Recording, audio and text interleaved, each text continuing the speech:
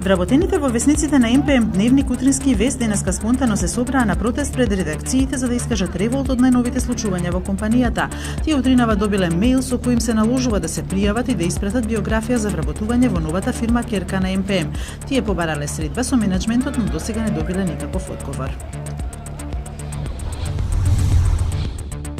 Повеќе од 19.000 жители на општина Гевгелија во недела на 37 избирачки места ќе се изјаснат за или против отворање на рудници за металични минерални суровини на Кожув. Референдумот се одржува на иницијатива на Спас за Гевгелија, која подолго време алармира за последиците од давањето под концесија на земјиштето во Кунско. Парламентот на Албанија не успеа да избере председател на државата, бидејќи никој не е предложен за оваа функција, објави агенцијата АТА. Владеачката левичарска коалиција на албанскиот премиер Еди Рама не предложи кандидат како знак на добра волја кон опозицијата на десниот центар.